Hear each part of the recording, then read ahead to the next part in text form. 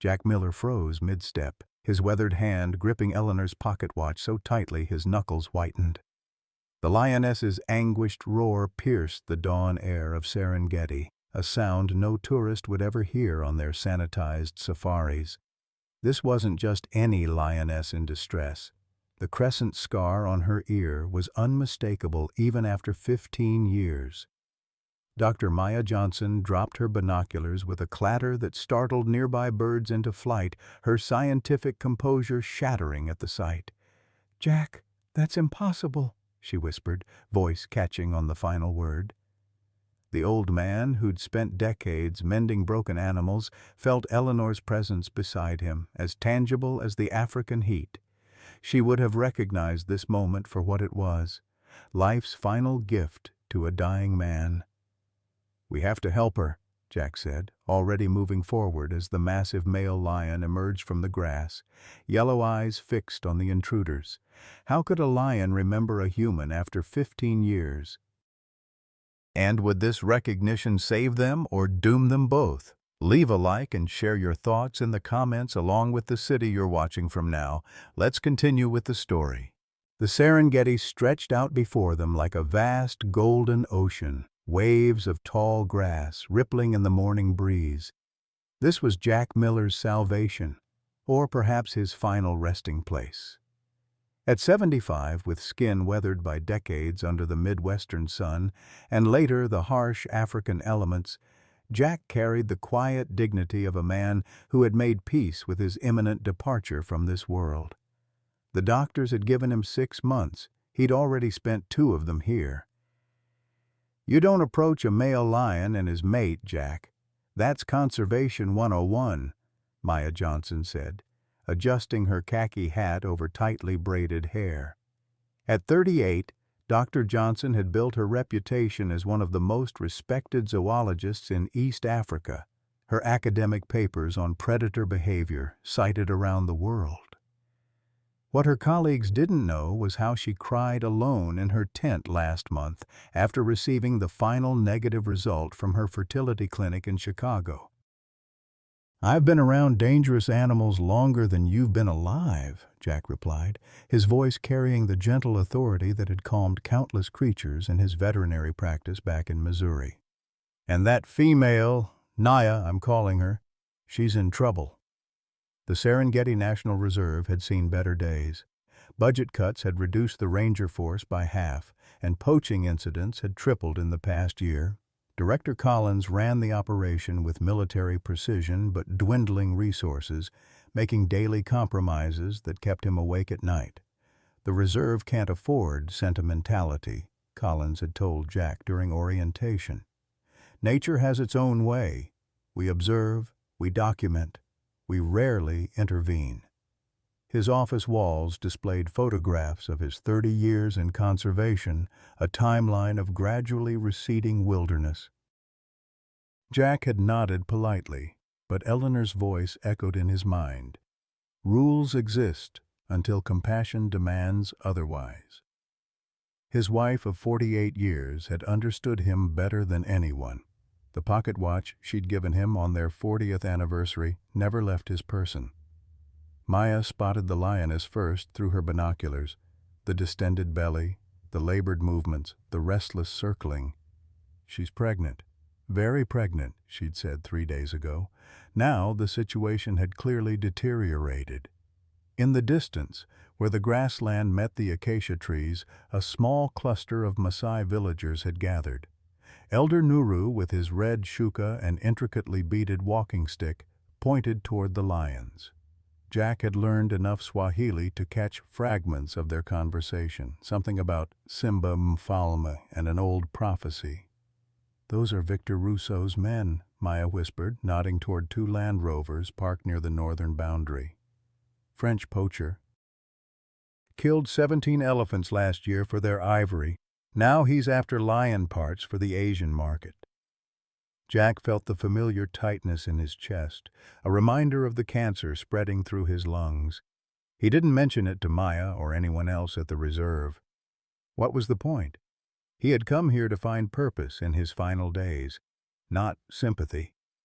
The lioness roared again, a sound of pain that transcended species. Jack knew that sound. He had heard it from Eleanor in her final weeks.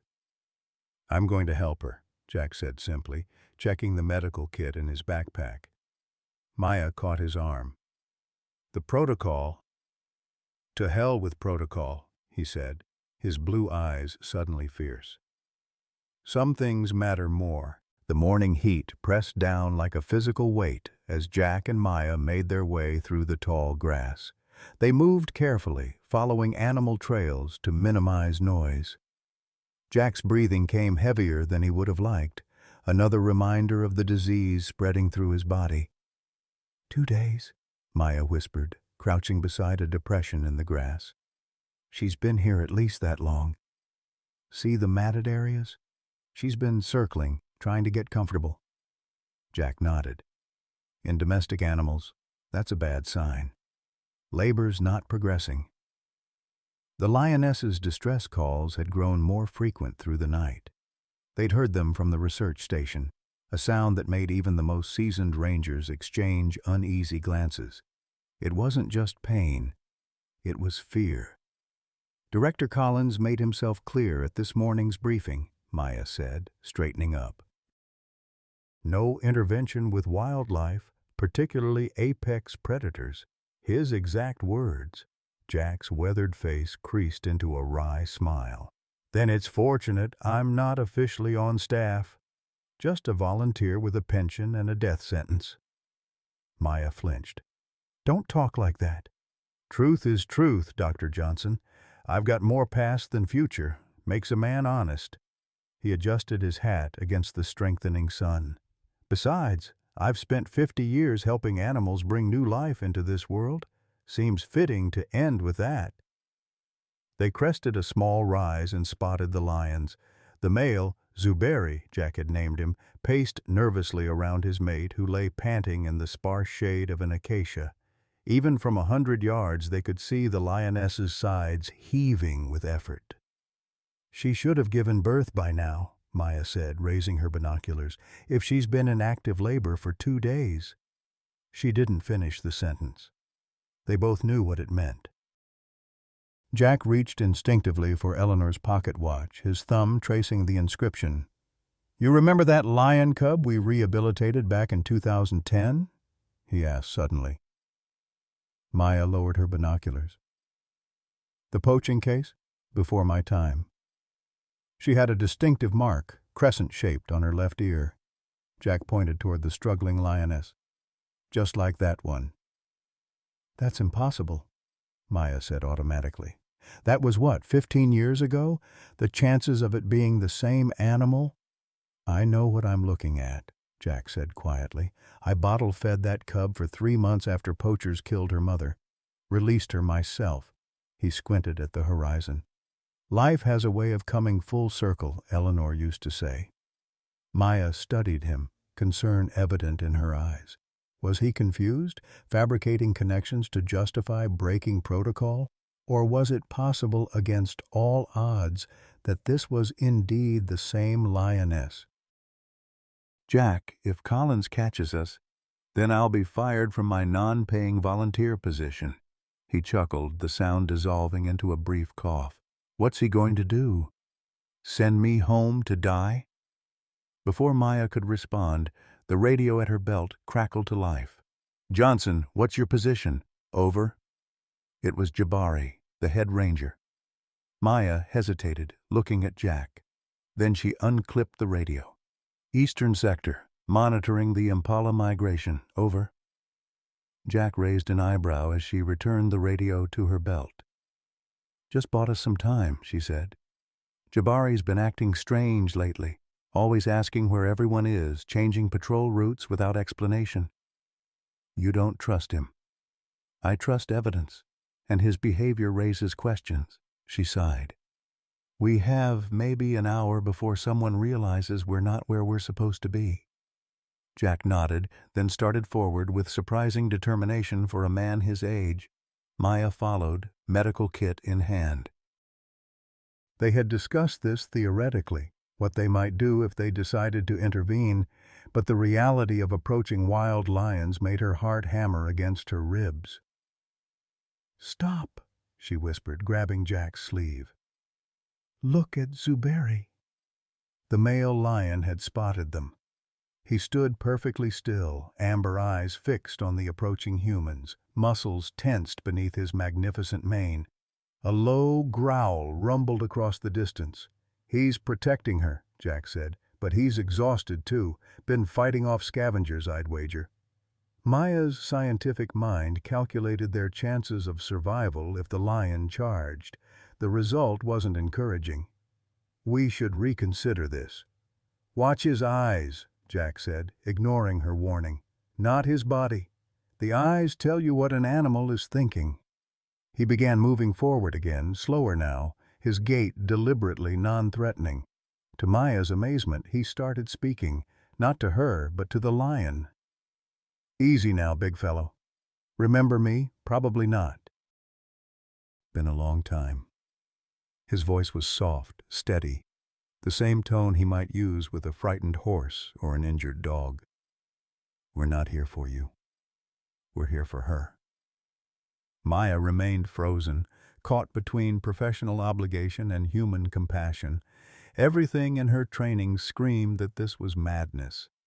Yet something deeper, perhaps the part of her that had always wondered what it would be like to nurture life rather than merely study it, urged her forward.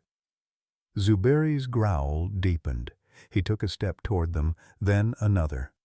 Maya's hand moved instinctively to the canister of pepper spray on her belt, a futile defense against 400 pounds of predator, but all they had.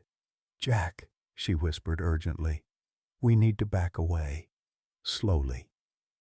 But Jack continued forward, his eyes never leaving the lions. "Your mate needs help, old boy. You know it. I know it. Let us try."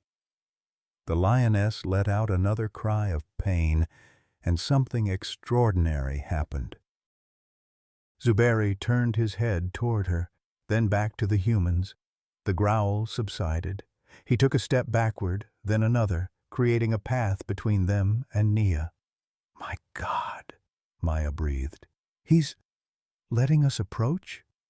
"Animals know more than we give them credit for," Jack said simply, "especially when it comes to life and death." He looked back at her. "Are you coming, Dr. Johnson, or am I doing this alone?" Maya swallowed hard, then stepped forward. "I'm with you." They approached the lioness carefully, medical kits ready. Up close, Nia's condition was even more concerning. Her breathing was rapid and shallow, her flanks slick with sweat. She raised her head weakly as they approached, amber eyes rolling with pain and fear. "Easy, girl," Jack murmured, kneeling beside her with a grace that belied his age. "I know it hurts. We're going to help." Maya watched in astonishment as he reached out, slowly, respectfully, and placed his hand on the lioness's heaving side. Nia flinched but didn't growl or bite. If anything, she seemed to relax slightly at his touch. "Feel here," he said to Maya. "The first cub is positioned wrong. Breech birth." Maya hesitated, then placed her hand where Jack indicated. Through the muscled flank, she could feel the stuck cub. "We'd need to turn it. That's invasive, Jack. We'd have to—" "I know what we'd have to do," he interrupted gently. "Question is, are you willing?" Before she could answer, the radio crackled again. This time it was Director Collins himself. "Dr. Johnson, your presence is required at the main camp immediately. We have visitors." His tone made it clear this wasn't a request. Maya looked at Jack, then at the suffering lioness. Science versus compassion. Protocol versus necessity. Head versus heart. "Do you copy, Dr. Johnson?" Collins's voice was sharper now. She unclipped the radio. "I copy, Director, but I'm afraid I can't comply. I'm currently assisting with an emergency medical situation." She took a deep breath. "I'm with Jack Miller. We're attempting to save a lioness and her cubs." The silence that followed seemed to stretch forever. Finally, Collins's voice returned, cold with fury. "You are directly violating protocol, Doctor. This will have severe consequences for your position here." Jack looked up at her, his eyes filled with unexpected gratitude. "You didn't have to do that." "Yes, I did," she replied, setting the radio aside. "Now show me exactly what to do. These cubs won't wait for us to finish our ethical debate." As they prepared to help Naya with the difficult birth, Zuberi settled nearby, watching with intelligent eyes that seemed to understand far more than any wild animal should. And from the distant ridge where the Maasai had gathered, Elder Nuru raised his walking stick in silent blessing. None of them noticed the glint of binoculars from the northern boundary, where Victor Rousseau studied the scene with calculating interest. Beside him, Jabari shifted uncomfortably, torn between loyalty to the reserve and the debts that had forced him into betrayal. "A lioness giving birth," Victor mused in his smooth French accent. "With human assistance, no less. How fascinating." He lowered the binoculars, his cold smile never reaching his eyes, and potentially quite valuable to the right buyers. The hospital corridor seemed to stretch endlessly as Maya followed the medical team wheeling Jack through the emergency entrance. The bumpy ambulance ride from the Serengeti had been a blur of urgent voices and the steady beep of portable monitors.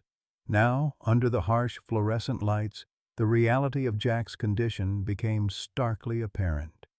His skin had taken on a grayish pallor beneath his tan, and his breathing came in labored gasps despite the oxygen mask.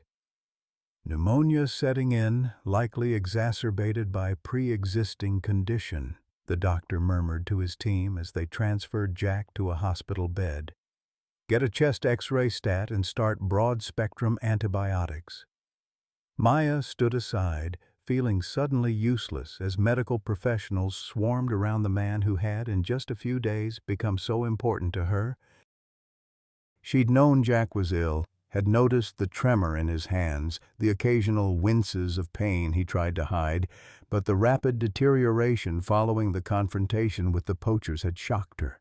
The combination of physical exertion, storm exposure, and the stress of their ordeal had accelerated whatever was already consuming him from within.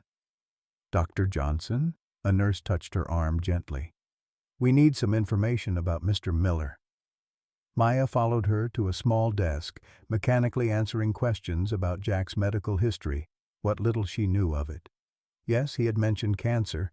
No, she didn't know what type or stage. Yes, he was retired from veterinary practice in Missouri. No, she didn't know of any family to contact. "He has no one," she said, the realization hitting her fully for the first time. "His wife Eleanor passed away 5 years ago. There are no children." The nurse nodded sympathetically, making notes in her file. "And you are his?" Maya hesitated. And what was she to Jack? Colleague? Friend? They had shared an extraordinary experience, had witnessed something that defied scientific explanation, had saved lives together. But they had known each other less than 2 weeks. "I'm his colleague," she said finally. "We work together at the Serengeti Reserve." After completing the paperwork, Maya returned to Jack's room. The initial flurry of activity had subsided, and he lay still in the hospital bed, an IV in his arm and monitors tracking his vital signs. The doctor was reviewing his chart at the foot of the bed. "How is he?"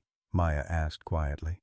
The doctor, his name tag identified him as Dr. Okafor, looked up with the measured expression of someone accustomed to delivering difficult news. "The pneumonia is quite severe, and his body's natural defenses are compromised. From his blood work and initial scans, it appears the cancer had already metastasized significantly before this acute infection." "Will he recover?" Maya forced herself to ask the question directly.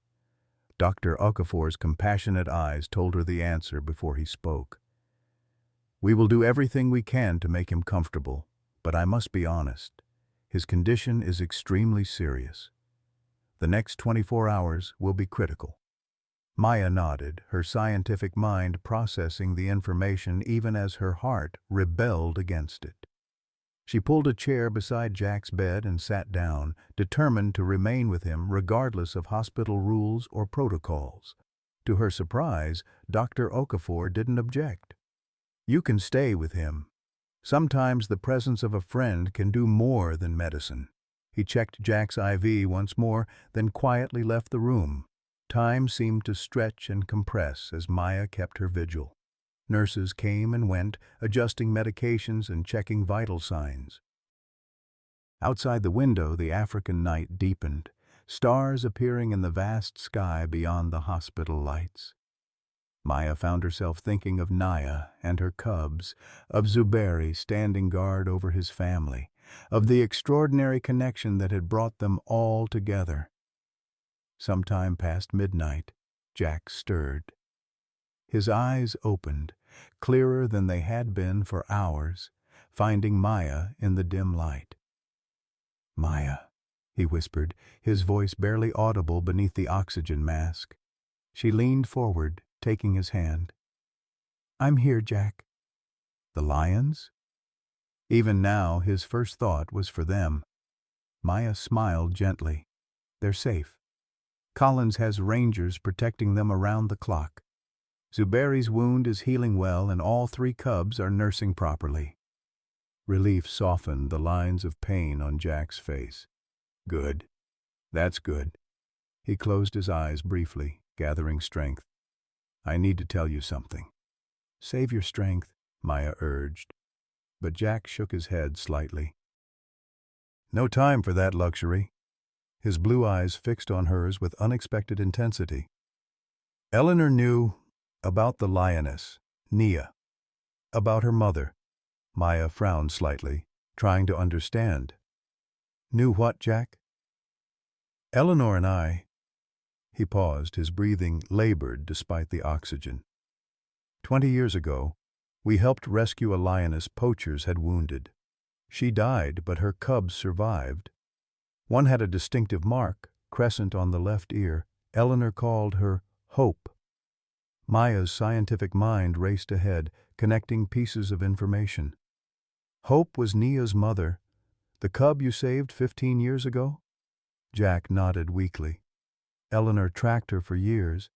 She believed connections between species go deeper than science acknowledges." He coughed, the effort clearly painful. "She made me promise to come back, to check on Hope's lineage." "And you found Naya instead," Maya whispered, understanding dawning. "That's why you recognized her.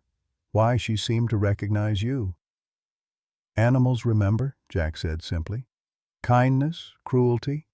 They pass something to their offspring, beyond genetics." His hand tightened on hers. Eleanor called them witnesses, creatures who had experienced human compassion and remembered it. A sound from the doorway interrupted them. Maya looked up to see a figure she hadn't expected. Elder Nuru, his dignified presence seemingly out of place in the sterile hospital setting. "How did you get in here?" she asked, surprised but not displeased. "Visiting hours ended hours ago." Nuru smiled slightly. "Some doors open for those who know how to ask properly." He approached Jack's bedside, his weathered hands moving in what appeared to be a blessing.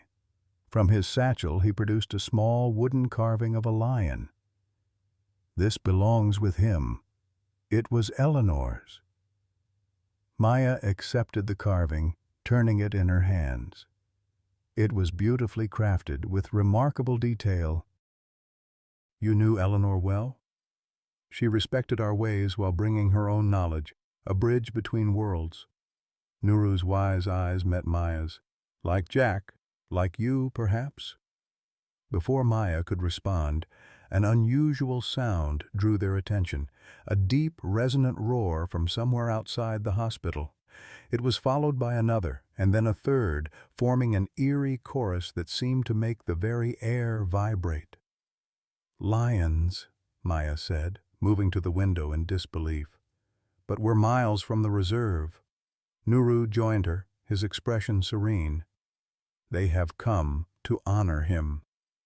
Maya's rational mind immediately catalogued all the reasons this was impossible. Lions didn't travel in groups to hospital sites, didn't coordinate vocalizations, didn't understand human mortality. Yet, after what she'd witnessed with Nia and Zuberi, her certainty wavered. From the bed came a soft sound. Jack had awakened fully now, his eyes focused on something only he could see. "Eleanor," he murmured, reaching toward the empty air. Maya moved quickly back to his side, taking his hand. "It's Maya, Jack, and Elder Nuru." Jack's focus sharpened briefly, recognition dawning. "Maya, good." His voice was barely audible now. "The lions are calling." "Yes," she said, tears threatening. "They're calling." "She's waiting for me," Jack whispered. "Eleanor says it's time." The roaring outside continued, rising and falling like a prayer or a farewell. Maya squeezed Jack's hand, unable to speak as emotion closed her throat. "Promise me," Jack said suddenly, his grip surprisingly strong. "Promise you'll protect them. Naya, the cubs." "I promise," Maya managed, her scientific detachment finally crumbling completely. Jack smiled, his eyes looking past her to something beyond. "They're beautiful, Eleanor," he murmured, "just like you said they would be." His hand relaxed in Maya's grasp. The monitors flatlined, their alarms strangely muted beneath the continuing chorus of lion calls. Elder Nuru moved forward and gently closed Jack's eyes. "His spirit joins Eleanor's now," the old man said quietly, "and becomes part of the great circle." Maya stood motionless, still holding Jack's hand as the lion calls gradually faded into the night. Science had no explanation for what had just occurred, for lions appearing miles from their territory, for their coordinated calls coinciding exactly with Jack's passing, for the peaceful smile that had transformed his face at the end. The wooden carving Nuru had given her pressed into her palm, its edges worn smooth by years of handling. It occurred to Maya that this small object had traveled a remarkable journey, from Maasai craftsman to Eleanor to Nuru, and now to her connections, as Jack had said, patterns in what seemed like chaos. Outside, the first hints of dawn touched the horizon, a new day beginning as Jack's life ended. Maya gently placed the carving in Jack's still hand and finally allowed her tears to fall, not just for this remarkable man she'd known too briefly, but for all he represented. For Eleanor, whom she'd never met, but whose legacy had touched her. For the lioness and her cubs, fighting against impossible odds to survive. For her own internal struggle between scientific detachment and emotional connection. The nurse who entered to confirm Jack's death found Maya and Elder Nuru standing in silent vigil. She moved quietly, respecting their grief, turning off the monitors and preparing to call the doctor. "He was at peace," Maya told her. "At the end." The nurse nodded sympathetically. "I'll give you a few more moments with him." As the eastern sky brightened, Maya gazed at Jack's peaceful face. In death, the pain had vanished from his features, leaving only serenity.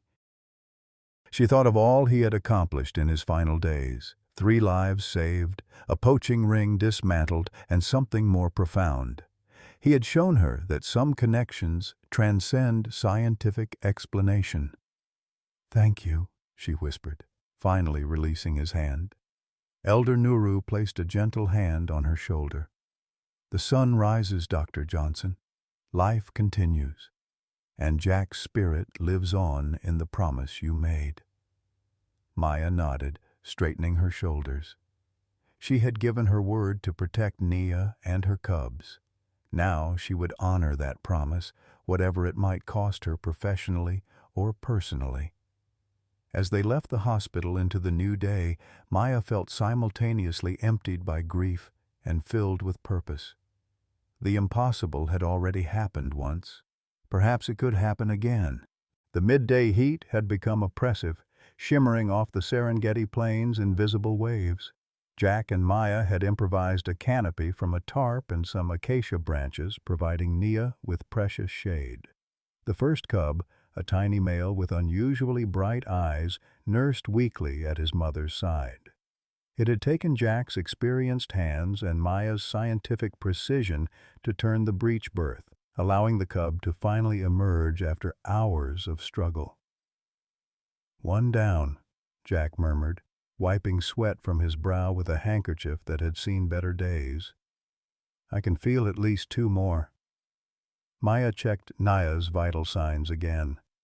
The lioness's breathing had steadied somewhat, but her strength was clearly fading. "She's exhausted. If the next one is positioned wrong, too." Jack nodded gravely. "Then we'll deal with it." He took a long drink from his canteen, and Maya noticed the slight tremor in his hand, a symptom he tried to hide. The cancer was progressing faster than he admitted.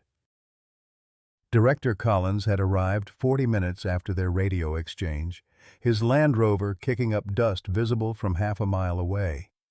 He'd stood at what he deemed a safe distance, arms crossed, face like thundercloud. "You've crossed a line, Dr. Johnson," he'd said, ignoring Jack entirely. "The board specifically prohibits intervention in predator reproduction.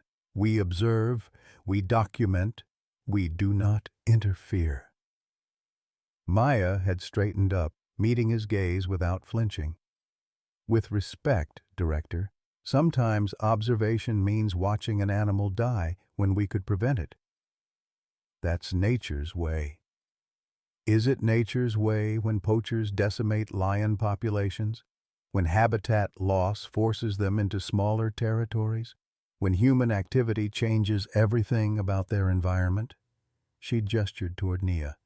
"This lioness deserves a fighting chance." Collins had looked past her to Jack, who was gently cleaning the newborn cub while monitoring Nia. "And you, Miller?"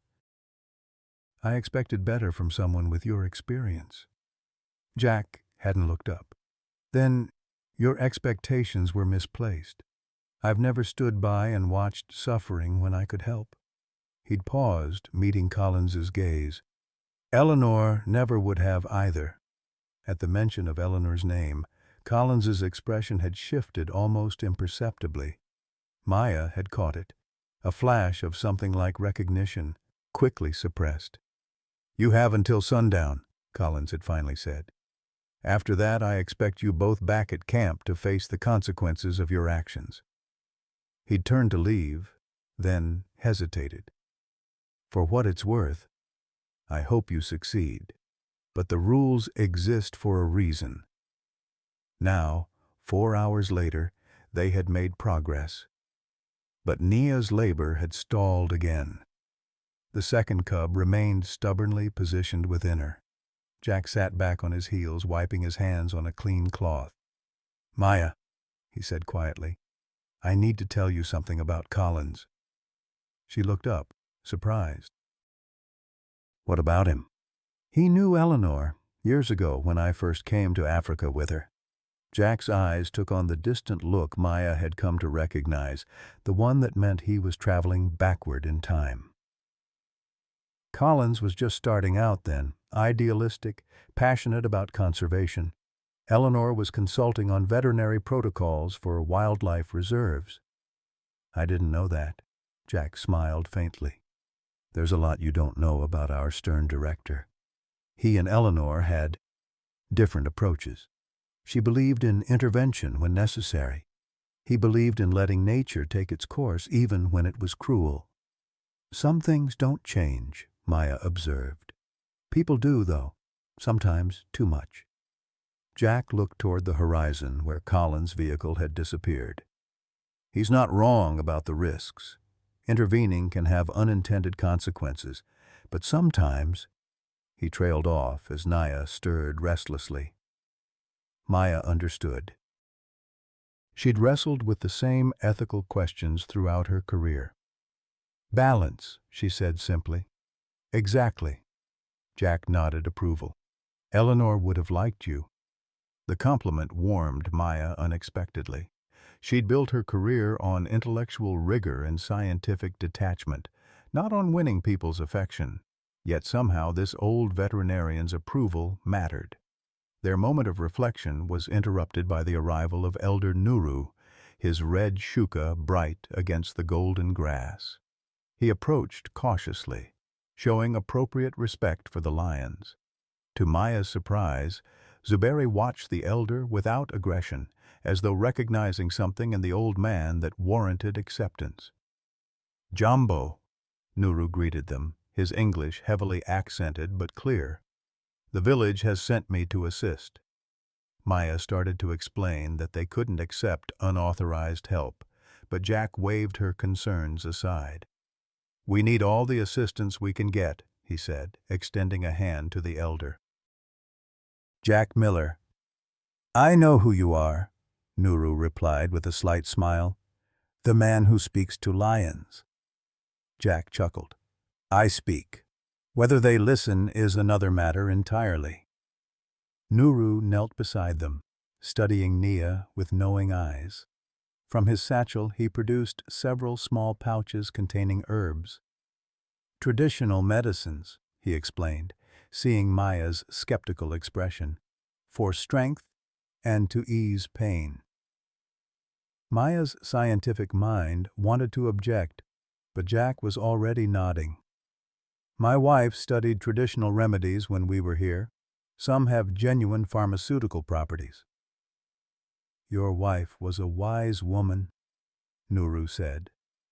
"She respected our knowledge." Jack's eyebrows rose slightly. "You knew Eleanor?" "Many years ago, when she helped our village after the drought. She saved many children." Nuru began mixing the herbs with water. "The old ones still speak of her." Jack's eyes glistened momentarily before he blinked away the emotion. "She never told me that." "Some gifts are given quietly," Nuru replied. He offered the mixture to Jack. "This will help the mother's strength return." As Jack carefully administered the herbal remedy to Nia, Maya's attention was drawn to movement at the camp perimeter. A sleek black SUV had pulled up beside the research vehicles. A man in expensive safari attire emerged, followed by Director Collins, who looked distinctly uncomfortable. "Who's that?" Maya asked, nodding toward the newcomers. Jack squinted against the sun. "Trouble," he said simply. The man was tall and distinguished, with silver hair and the confident bearing of someone accustomed to power. As he approached their makeshift camp, Maya recognized him from conservation fundraising materials. Harrison Blackwood, billionaire philanthropist and big game hunting enthusiast. "Dr. Johnson?" Collins called, his voice strained. "Mr. Blackwood would like to observe your intervention." Maya exchanged a glance with Jack, who had positioned himself protectively near Nia's head. Something in his posture reminded her that before he was an elderly man with cancer, he had been a formidable presence in his field. "Mr. Blackwood is considering a substantial donation to the reserve," Collins added meaningfully. Blackwood strode forward with the assurance of a man unused to being denied access anywhere. "Fascinating situation you have here," he said, looking not at Maya or Jack but at the lions. "A hands-on approach to wildlife management. Controversial, but I appreciate boldness." Maya maintained professional courtesy. "We're currently in a delicate phase of assisting with a difficult birth. Perhaps you could observe from a greater distance." Blackwood waved away her concern. "I've hunted lions across Africa, Doctor. I'm quite familiar with them." His eyes fixed on Zuberi. "Magnificent specimen." "That scar adds character." Jack's voice cut through the tension. "We're not performing for an audience, Mr. Blackwood. This is a medical intervention." Of course," Blackwood smiled without warmth. "I'm merely interested in what Director Collins describes as an unorthodox approach to conservation." He turned to Collins. "You mentioned this male is particularly noteworthy?" Collins cleared his throat. Zuberi represents one of the few remaining lions with the genetic markers we've been tracking. His bloodline is increasingly rare, which makes him valuable, Blackwood concluded. In multiple ways. Maya didn't like the implication in his tone. All wildlife in the reserve is protected, Mr. Blackwood. Naturally. His smile remained fixed. But special dispensation is sometimes granted for conservation funding purposes. The right trophy hunt, properly managed, can fund protection for hundreds of other animals. The meaning became clear. Blackwood was offering money in exchange for the opportunity to hunt Zuberi. Jack stood slowly, his face hardening. That's not happening. Mr. Miller, Collins began, but Jack cut him off. No, absolutely not. Jack's voice carried the quiet authority of decades of experience. I don't care how much money is involved. Zuberi is not a trophy. Blackwood studied Jack with newfound interest. You seem quite attached to these animals, Mr. Miller. Admirable, but perhaps overly sentimental for true conservation work. True conservation isn't about mounting heads on walls, Jack replied evenly. The tension might have escalated further if Naya hadn't chosen that moment to let out a distressed cry. Jack immediately turned his attention back to her, professional instincts overriding everything else. Second cub is moving, he announced. Maya, I need your assistance. Maya was torn between the confrontation and her duty to the lioness. Nuru made the decision easy by stepping between them and Blackwood. The spirits of the land are watching, the elder said cryptically. Those who harm the Simba Mfalme bring misfortune upon themselves. Blackwood looked amused. Charming local superstition. This is not superstition, Nuru replied with dignity. This is wisdom older than your country. Collins, clearly uncomfortable with the entire situation, intervened. Mr. Blackwood, perhaps we should continue our tour of the reserve while Dr. Johnson and Mr. Miller complete their work. After a moment of visible calculation, Blackwood nodded. Very well, we'll discuss funding options back at the main camp. He cast one last appraising look at Zuberi before departing with Collins. I don't trust that man, Nuru said quietly after they'd gone. Nor should you, Jack agreed, already refocused on Naya. Money doesn't guarantee ethics. Maya knelt beside them, pushing the confrontation from her mind to concentrate on the task at hand. The second cub is coming. I can see the head. As they worked together to help Naya deliver her second cub, Maya's thoughts drifted to the strange connections that had brought them all together in this moment. Jack and his past with Eleanor, Nuru and his traditional knowledge, Nia with her mysterious link to Jack's earlier life, and now Blackwood with his predatory interest in Zuberi. There's something I don't understand, she said to Jack as they cleaned the second newborn, a female with markings strikingly similar to her mother's. If that truly is the same lioness you saved years ago, how did she recognize you? Lions don't maintain memories of humans that way. Jack smiled enigmatically. Don't they? We understand so little about animal consciousness, Maya. Science keeps redrawing the lines of what animals know and remember. He stroked Naya's head gently as the exhausted lioness began cleaning her second cub. I think sometimes we underestimate the capacity for connection across species. Nuru nodded in agreement. The Maasai have always known this. Animals remember kindness and cruelty alike. Maya wanted to argue. Her scientific training demanded empirical evidence, not anecdotes and beliefs. But watching Jack with Nia, seeing the unmistakable trust between them, she found herself questioning long-held assumptions. In the distance, a storm was gathering on the horizon, literal and metaphorical. The confrontation with Blackwood had only just begun, and Maya sensed that Jack's connection to this lioness was deeper than he had revealed. As thunder rumbled faintly, Zuberi raised his massive head, alert to new dangers approaching. Third cub's coming, Jack said, his voice tight with concern. And I think we're about to have more company. The storm descended upon them with surprising speed, transforming the golden Serengeti into a chaos of driving rain and howling wind. Lightning split the darkened sky, illuminating the makeshift camp in harsh white flashes. The tarp they'd erected for shade now flapped violently, threatening to tear free from its moorings. "We need to secure the shelter!" Maya shouted over the storm's fury, already moving to reinforce the stakes. Jack nodded, moving with surprising agility to help her, while Elder Nuru placed himself protectively near the cubs, who mewled pitifully at the storm's onslaught. Nia was struggling with the third birth, her strength visibly diminishing. The first two labors had drained her reserves, and Jack's expression grew increasingly concerned as he monitored her condition.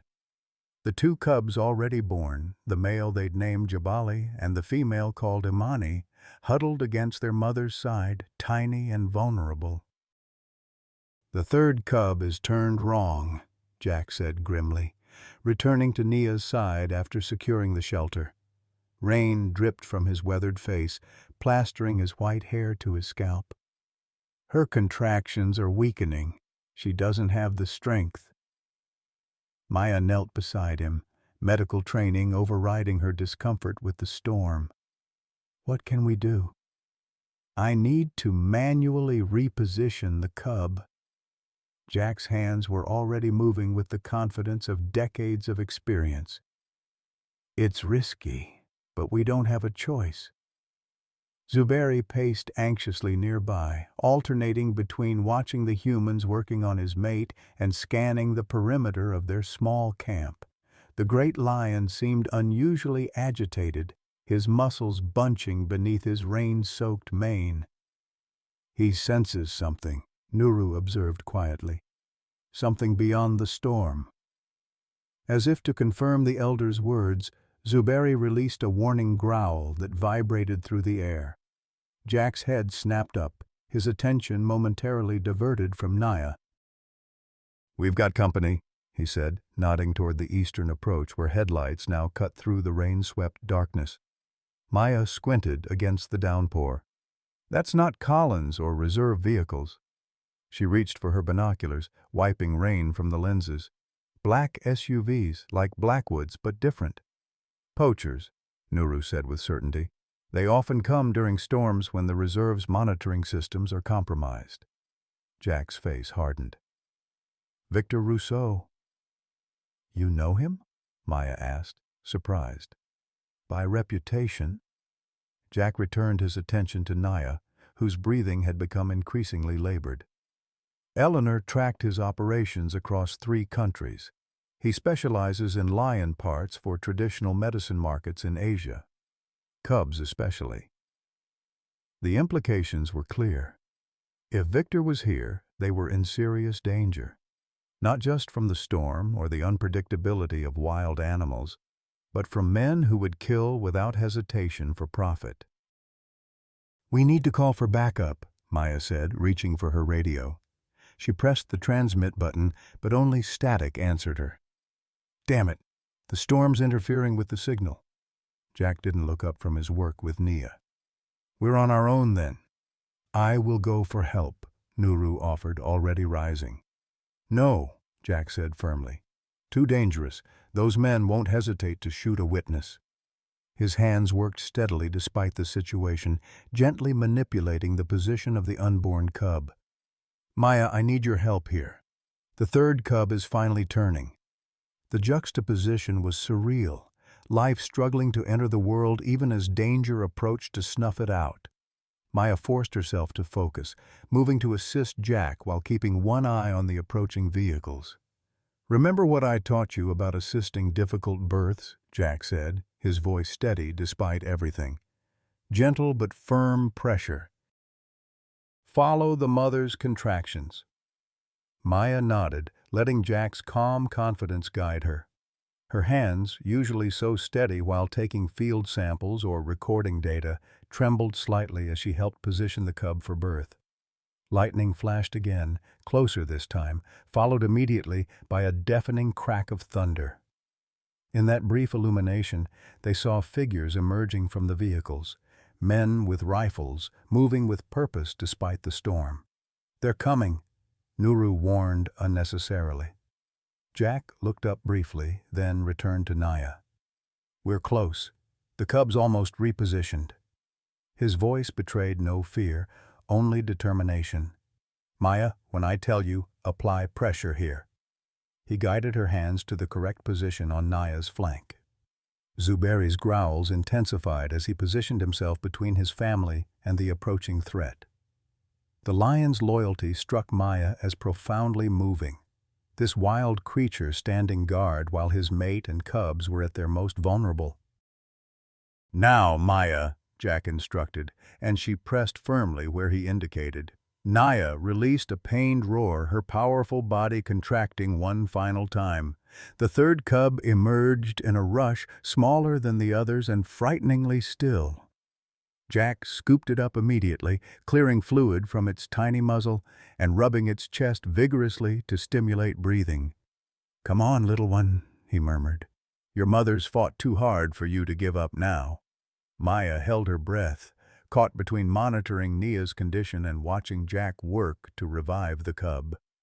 Time seemed to stretch impossibly as the tiny lion remained motionless. Then, miraculously, the cub twitched.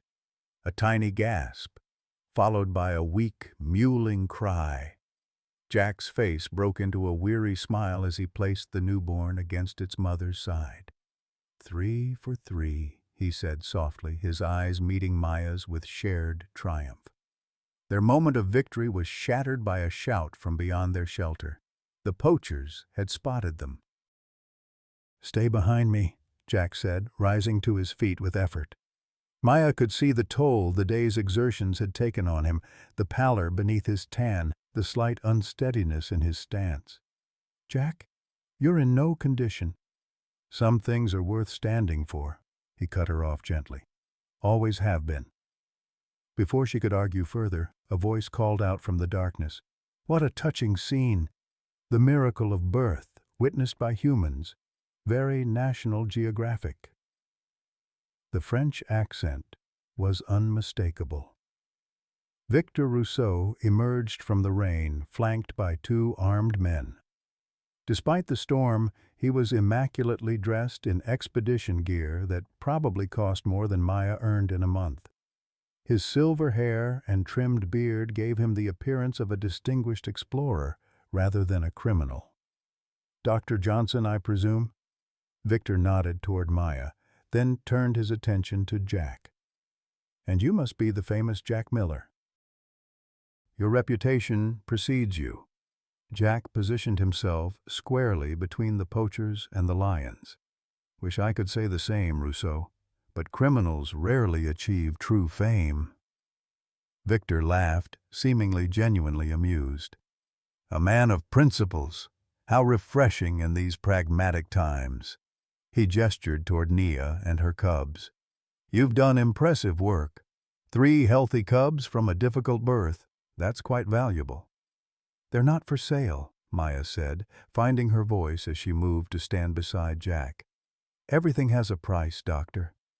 Even principles." Victor's smile remained pleasant, but his eyes had hardened. Especially in a world where conservation funding is so inadequate. As if on cue, another figure emerged from the storm. Jabari, the head ranger. Maya's heart sank at the confirmation of her suspicions. "I'm sorry, Dr. Johnson," Jabari said, his eyes downcast. "My family needs the money, my daughter's medical treatments." "You sold us out," Maya said flatly. "He provided information," Victor corrected. "A business transaction, nothing more." He turned his attention back to the lions. "Now, we have a simple proposition. We'll take the cubs. They're worth a fortune alive to certain private collectors. The mother and father are negotiable." Jack's voice was quiet but carried the weight of absolute certainty. "You're not touching these lions." Victor sighed theatrically. "Mr. Miller, I admire your dedication, but let's be realistic. You're an elderly man with, if my sources are correct, terminal cancer. Dr. Johnson is a scientist, not a fighter, and the old Maasai gentleman, while picturesque, is hardly a formidable opponent. As he spoke, his men spread out, rifles raised despite the rain. Maya counted 6 of them now, professionally equipped and clearly experienced. "What about Director Collins?" she asked, playing for time. "He knows we're here." "Director Collins is currently occupied with Mr. Blackwood," Victor replied smoothly. "A convenient distraction arranged by our mutual friend Jabari. By the time anyone realizes what's happening, we'll be long gone with our prizes." Lightning flashed again, and in that moment Maya saw something that Victor and his men had missed. Zuberi had disappeared from his position near Naya. The male lion had somehow circled behind the poachers, using the storm as cover. Jack must have noticed too, because a slight smile played at the corners of his mouth. "You seem very confident for a man standing in lion territory during a storm." Victor's expression faltered slightly. "Your attempts to intimidate us are pathetic, old man." "Not an attempt," Jack replied calmly. "Just an observation." As if summoned by his words, Zuberi emerged from the darkness with a thunderous roar that froze the blood. The massive lion charged the nearest poacher, who screamed and fired wildly before being knocked to the ground. Chaos erupted. The remaining poachers turned their weapons toward the attacking lion, but the storm had compromised their visibility. Jack seized the moment to tackle the man nearest to him, a surprising burst of strength from the elderly veterinarian. Maya grabbed a nearby equipment case and swung it at another poacher, connecting solidly with his head. "Get the cubs," Victor shouted to his remaining men. "Shoot the male if necessary." Elder Nuru, far from being the helpless old man Victor had dismissed, moved with unexpected agility. He flung a handful of some powdered substance into the face of an approaching poacher, who immediately fell back, coughing and clawing at his eyes. The storm intensified, as if nature itself had joined the battle. Lightning struck an acacia tree near the camp, setting it ablaze despite the rain. The sudden firelight created a surreal battlefield of shadows and illumination. Maya found herself facing Jabari, who stood frozen between his co-conspirators and his former colleagues. "It's not too late," she told him, rain streaming down her face. "Help us stop this." Conflict played across his features. "My daughter would want her father to do the right thing," Maya finished for him. A gunshot cracked through the storm's roar, followed by a pained snarl from Zuberi. The lion had taken a bullet to his shoulder but remained standing, blood mixing with rain on his golden coat. Jack had managed to disarm one poacher but was now struggling against Victor himself. Despite his age and illness, Jack fought with the desperation of a man who had nothing to lose. Victor, however, was younger and stronger. He landed a vicious blow to Jack's ribs that sent the older man stumbling backward. "You should have stayed in America and died quietly," Victor spat, advancing on Jack. Jack straightened painfully, blood trickling from the corner of his mouth. "Never been much for quiet endings," he replied. Maya moved to help him, but found her path blocked by 2 more of Victor's men. She backed toward Naya and the cubs, determined to protect them if nothing else. The tide turned in an unexpected way. From the direction of the reserve headquarters came the sound of engines and voices, reinforcements arriving despite the storm. Headlights cut through the rain, and Victor cursed in French. "It seems our time is limited," he said, producing a pistol from his jacket. "A pity. I'd hoped to conclude this business without unnecessary casualties." He aimed the weapon at Jack, who stood unflinching in the rain. "Any last words, Mr. Miller?" "Just one observation," Jack said calmly. "You forgot about the Lioness." Victor's expression changed from confidence to confusion, then to fear as he realized his mistake. While everyone's attention had been focused on Zuberi and the human confrontation, Naya had gathered her remaining strength. Maternal instinct and fury drove her as she launched herself at Victor from behind. 300 pounds of desperate mother lion slammed into the poacher, sending his shot wild. Victor screamed as Nia's powerful jaws closed on his arm. The gun fell from his grasp, disappearing into the muddy ground.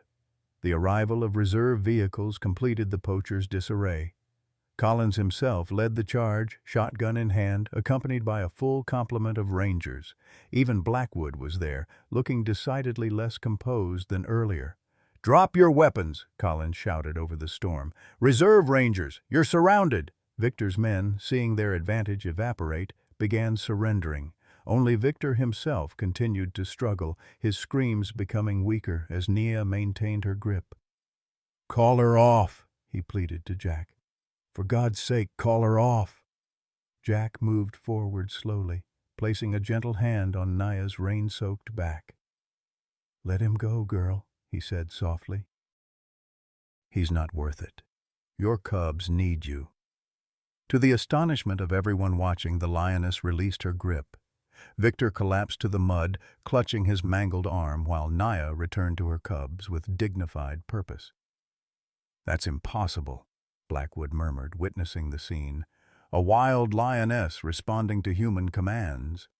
"Not commands," Jack corrected, swaying slightly with exhaustion. "Respect." As the Rangers secured the poachers, Maya rushed to check on Zuberi's wound. The big male allowed her approach, watching her with those intelligent amber eyes as she examined the bullet's entry point. "Clean through the muscle," she reported with relief. "No major vessels or bones hit." Jack nodded, then suddenly stumbled. Maya caught him before he could fall, alarmed at how light he felt in her arms. "Jack, what's wrong?" "Just tired," he murmured, but the pallor of his face told a different story. "Need to sit down for a minute." She helped him to a camp stool under their makeshift shelter, where Elder Nuru immediately began examining him with concerned eyes. "He has pushed himself too far," the elder said gravely. "The sickness in his blood grows stronger." Collins approached, his expression unreadable as he surveyed the extraordinary scene. 3 newborn lion cubs, their wounded but protective father, their mother recovering from birth, and the exhausted humans who had risked everything to save them. "You disobeyed direct orders, Dr. Johnson," he said, but there was no anger in his voice. "Violated every protocol we have."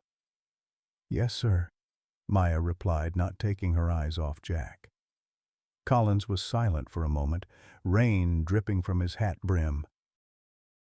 "And in doing so, you saved 3 cubs of a critically endangered bloodline, captured a notorious poaching ring, and—" He hesitated, looking at Jack with something like respect. He reminded an old bureaucrat what conservation actually means.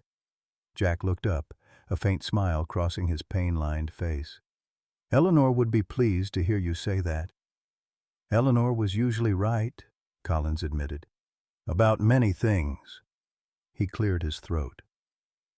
"We need to get you to a hospital, Jack, and these lions need proper veterinary care." As Rangers and medical personnel swarmed the scene, Maya found herself standing beside Blackwood, who was staring at the lion family with a transformed expression. "I came here looking for a trophy," the billionaire said quietly. "Instead, I witnessed something transcendent." Maya studied him, skeptical of sudden conversions. "Meaning?" "Meaning I think my foundation's money would be better spent protecting these magnificent creatures than mounting their heads on my wall." He extended his hand. "You'll have my donation, Dr. Johnson. No strings attached." As the storm began to subside, Jack insisted on checking each cub one final time before allowing himself to be moved to the medical vehicle. His hands, which had delivered countless animals throughout his long career, gently examined each tiny lion with paternal care. "They'll make it," he said with satisfaction. "All 3. Maya knelt beside him. "Thanks to you." Jack shook his head. "Thanks to their mother and father." He looked toward Zuberi, who stood sentinel despite his wound. And perhaps thanks to something none of us fully understand. As medical personnel helped Jack onto a stretcher, Naya raised her head and released a soft sound. Not a roar, but something almost like a purr. The exhausted lioness's eyes met Jack's in a moment of connection that transcended species. "Take care of them," Jack murmured, before the pain and exhaustion finally overcame him and he lost consciousness. Lightning flashed once more, illuminating the extraordinary tableau. Humans and lions, adversaries transformed into allies, life triumphant against all odds. And at the center of it all, an old veterinarian who had risked everything for one final miracle. The Serengeti Regional Hospital was not equipped for modern oncology, but it had clean beds and competent staff who knew how to manage pain. Jack drifted in and out of consciousness during the bumpy ambulance ride from the reserve, Maya's hand firmly clasping his own while medical personnel worked to stabilize him. "Pneumonia setting in," the doctor had murmured to Maya after their arrival, his voice low, as if Jack couldn't hear him through the fog of medication and exhaustion. "The exertion and exposure to the storm. His immune system is too compromised." Maya had nodded, her scientific mind understanding the prognosis while her heart refused to accept it. "He saved those lions," she'd said, as if that might somehow change the medical reality. The doctor's eyes had softened with compassion. "And now we'll do our best to save him." Jack floated through memories as the morphine dulled his pain. Eleanor on their wedding day, young and radiant in a simple white dress. Their small veterinary practice in Missouri, the parade of animals and their worried owners. Eleanor's laughter when he'd bring home yet another orphaned creature needing care. Their first trip to Africa together, the wonder in her eyes when they witnessed the Great Migration. "Jack?" Maya's voice pulled him back to the present. She sat beside his hospital bed, dark circles under her eyes suggesting she hadn't slept. "Can you hear me?" He managed a weak smile. "Loud and clear, Dr. Johnson." His voice was raspy, each word an effort. "The lions?" "Stable. All of them." She leaned forward, professional detachment giving way to genuine warmth. "Zuberi's wound is healing well. Nia is regaining her strength. The cubs are nursing properly." Jack closed his eyes briefly, satisfaction washing over him. "Good. That's good. Collins has authorized a full protective detail. No one approaches without clearance." Maya hesitated, then added, "Blackwood is funding it personally." "He's changed his perspective." "Miracles never cease," Jack murmured. He tried to shift position and winced as pain lanced through him. Maya's hand moved immediately to the morphine pump. "You're due for more medication." "Not yet." Jack's hand covered hers, stopping the movement. "Need a clear head. Things to say." She settled back, respecting his wishes despite her concern. "I'm listening." "Eleanor knew," he said after a moment, "about Collins and this place. She made me promise to come here when she was gone." A weak cough interrupted him, and Maya offered water, which he sipped gratefully. "Why didn't you tell me?" she asked. "Didn't seem relevant at first." Jack's eyes, though clouded with pain, held the same direct gaze that had faced down poachers and lions alike. "Then it seemed too personal. Eleanor believed in connections, Maya. Between people, between species. She saw patterns where others saw chaos." "Like the connection between you and Naya," Maya suggested. Jack nodded slightly. 15 years is a long time, even for a lion. Most would say impossible. But Eleanor—" His voice trailed off. "She would have believed." Maya finished for him. "She would have known." Jack's gaze drifted to the window where the African sun was setting in a blaze of orange and gold. "Eleanor understood something I've only just begun to grasp. We're all connected in ways science hasn't mapped yet." Maya, trained in empirical observation and peer-reviewed evidence, found herself nodding. What she'd witnessed in the past few days had challenged her understanding of animal cognition and interspecies relationships. A soft knock at the door interrupted them. Collins stood in the doorway, looking uncomfortable in the hospital setting. He'd changed from his rain-soaked ranger uniform into civilian clothes, but the authoritative bearing remained. "May I come in?" he asked, addressing Maya, but looking at Jack. Jack gestured weakly. "Free country, or reserve, as the case may be." Collins entered, standing awkwardly at the foot of the bed. "The poachers are in custody. Victor Rousseau will face charges in 3 countries once his arm heals." He cleared his throat. "Jabari has been suspended pending investigation, but I've recommended leniency. His daughter's medical situation was legitimate." "Good," Jack said. "Man deserves a second chance." Collins nodded, then seemed to steel himself for his next words. "I wanted to apologize, Jack, for not listening sooner, for letting rules override judgment." Jack's eyebrows rose slightly. "Bureaucrats admitting mistakes? Now I know I'm hallucinating." A reluctant smile crossed Collins's face.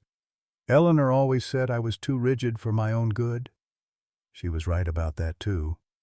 Jack's expression softened. "You did good work together, from what she told me." Different approaches, same goal. Collins looked down. "She was special.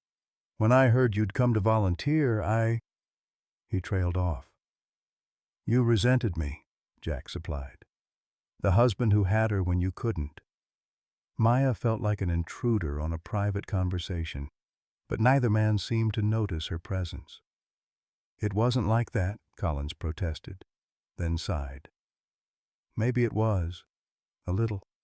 She chose you, and then she kept choosing you, even after Africa." "Love isn't a competition, Collins." Jack's voice was gentle despite his condition. "Eleanor had enough for her work, for Africa, for the animals, and yes, for me. She would have wanted us as allies, not adversaries." Collins nodded slowly. "That's why I'm here. To make peace. And to tell you that what you did out there, what both of you did, it mattered. Those cubs represent a genetic line we thought was lost." "They need names," Jack said unexpectedly. "The cubs." Collins seemed surprised by the change of subject. "I suppose they do. Any suggestions?" "The male is Jabali. Strength." Jack's eyes drifted closed briefly before he forced them open again. "The first female is Imani. Faith." "And the smallest one? The fighter?" Maya asked. A smile touched Jack's lips. "Eleanor, if that's not too presumptuous." Collins's expression softened. "I think she would be honored." The room fell silent except for the beeping of medical monitors. Jack's breathing had become more labored, and Maya noticed his oxygen levels dropping on the display. "You should rest," she said, reaching for the morphine pump again. This time, Jack didn't stop her. "Getting tired of fighting it," he admitted as the medication began to flow. "Been running on borrowed time since the diagnosis." "Jack," Maya began, then stopped, uncertain what to say. In their short time together, this stubborn old veterinarian had become important to her in ways she hadn't anticipated. "It's all right," he assured her, his voice already growing distant as the morphine took effect. "Had a good run, made a difference at the end." His eyes found hers. "That's all anyone can ask for, isn't it?" Before she could answer, his eyes closed, and his breathing settled into the rhythm of drug-induced sleep. Collins touched her shoulder gently. "The doctor doesn't think he'll last the night. The cancer had already spread too far before he came to Africa. The pneumonia is just the final complication." Maya nodded, unable to speak past the tightness in her throat. "You should get some rest, too," Collins continued.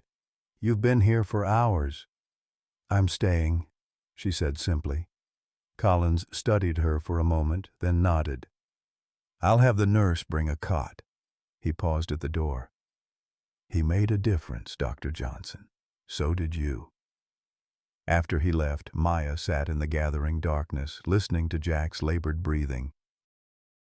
Outside the window, the Serengeti night was alive with sounds, distant animal calls, the rustling of wind through acacia trees, the occasional vehicle passing on the road to the reserve. She must have dozed off because a strange sound woke her sometime past midnight.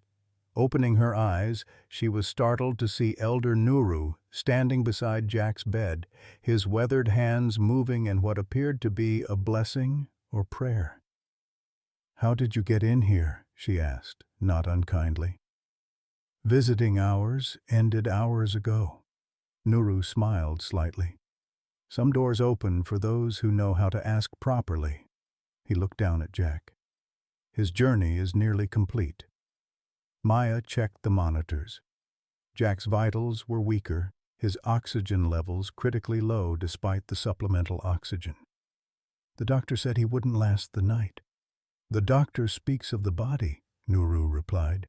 "I speak of the spirit." He reached into his satchel and produced a small, carved wooden lion. "This belongs with him." "It was Eleanor's." "You knew her well," Maya said, accepting the carving. "It was beautifully crafted with remarkable detail. She respected our ways while bringing her own knowledge. A bridge between worlds." Nuru's eyes, wise and compassionate, met Maya's. "Like Jack. Like you, perhaps." Maya shook her head. "I'm a scientist. I deal in observable facts. And yet you helped him save the Simba Mfalme, against all protocols and probabilities." Nuru smiled gently. "The mind can be trained in science, Dr. Johnson, while the heart knows other truths."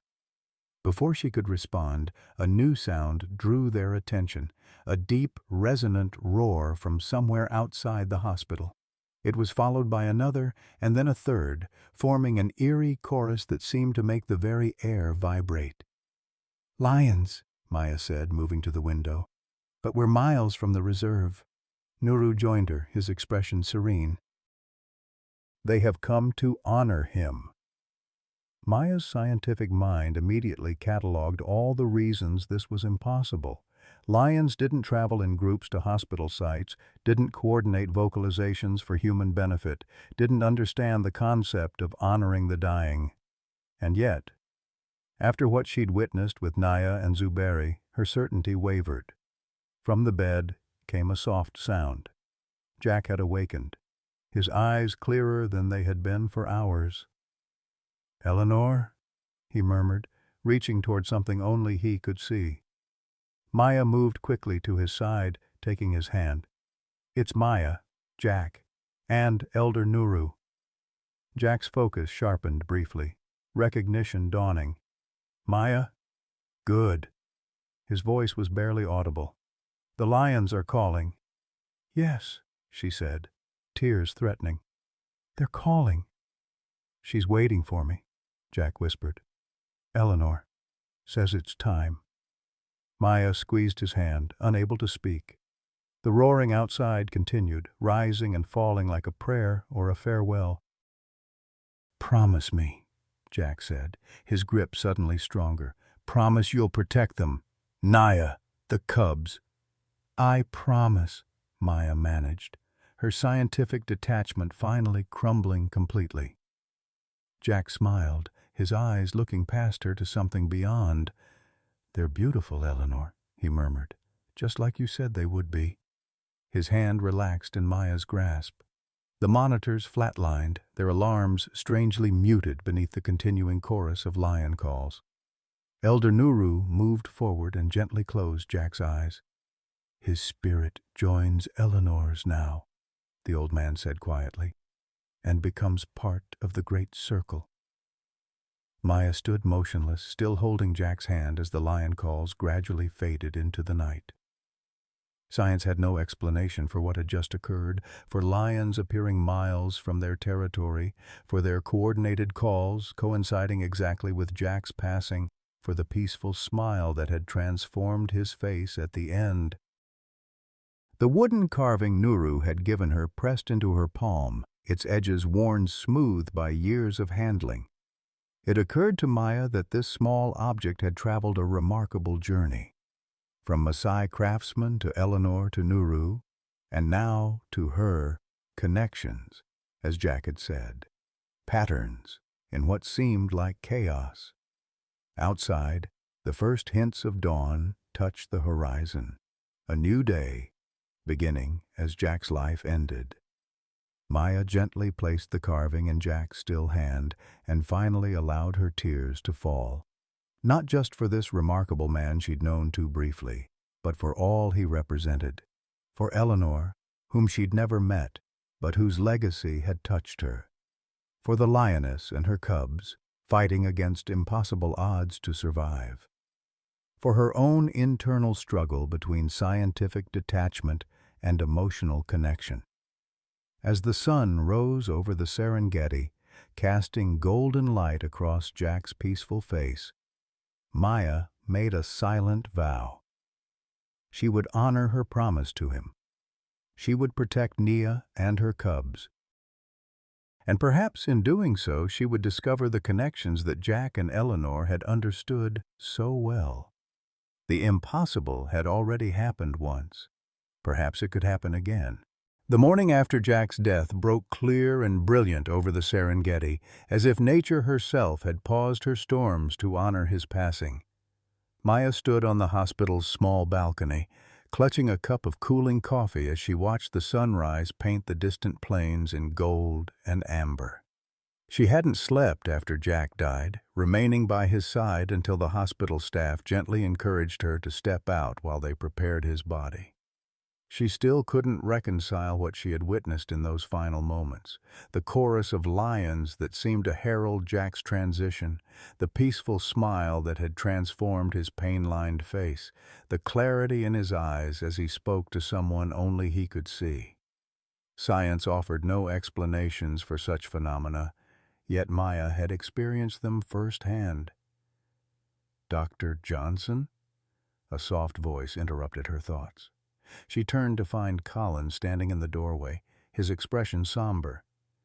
"The arrangements have been made, as Jack requested." Maya nodded, grateful for the director's efficiency in handling the practical matters she couldn't bring herself to address. "Thank you. The staff said there were unusual occurrences last night." Collins hesitated, clearly uncomfortable with the subject. "Lion vocalizations near the hospital." "You wouldn't believe me if I told you," Maya replied. Collins studied her for a moment.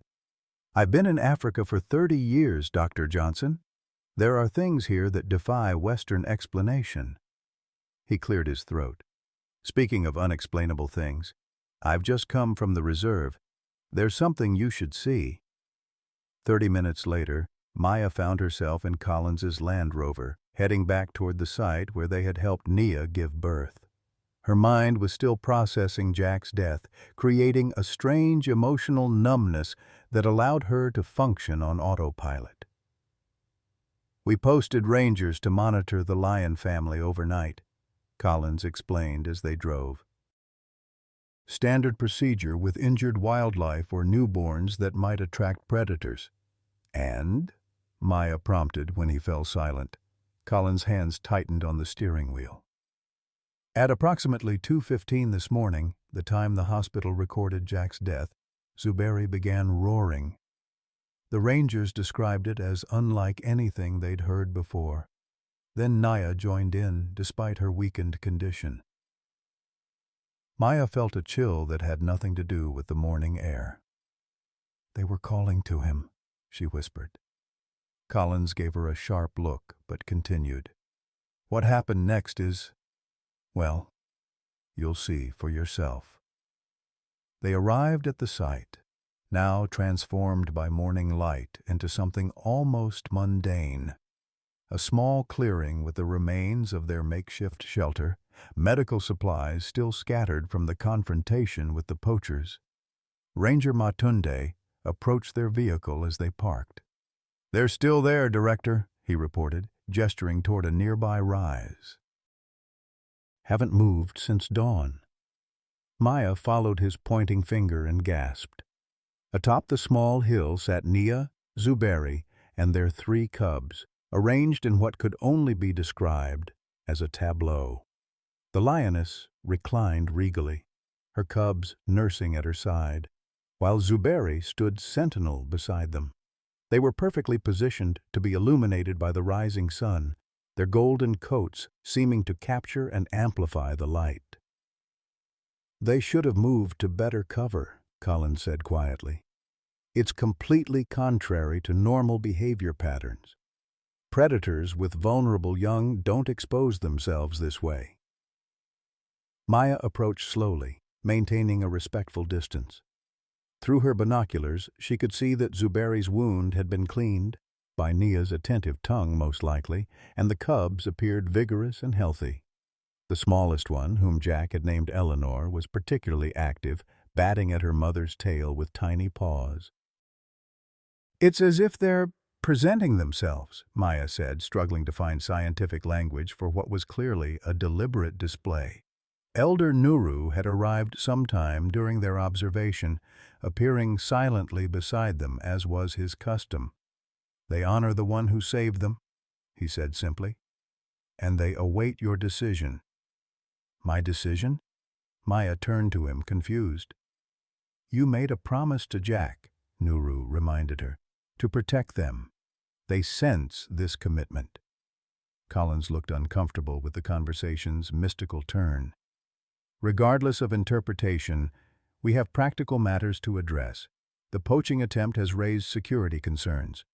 Blackwood has offered funding for a dedicated anti-poaching unit specifically to protect this pride, but we need a qualified zoologist to oversee their reintegration into the wild." Maya understood what he was proposing. "You want me to stay? Your research sabbatical ends in 2 weeks. Harvard is expecting you back for the fall semester." Collins stated the facts dispassionately. "However, I've taken the liberty of contacting your department chair. Given the significance of what's happened here, 3 cubs from a genetically important bloodline, unprecedented human-lion interaction, they're open to extending your field assignment." Maya's gaze returned to the lion family on the hillside. Science had drawn her to the Serengeti, the opportunity to gather data on predator behavior, to publish findings that would advance her career at one of the world's most prestigious universities. But something beyond science now held her here, a promise to a dying man, a connection to these specific animals that defied rational explanation. "There's something else you should know," Collins added, his voice lowering. "Before his death, Jack made a formal request that his ashes be scattered here, where the cubs were born. He left specific instructions with his lawyer in Missouri." Apparently, he had been planning this for some time. The revelation shouldn't have surprised Maya, yet it struck her deeply. Jack had known he was coming to Africa to die, had chosen this place, this purpose for his final days, had arranged for his remains to become part of the Serengeti itself.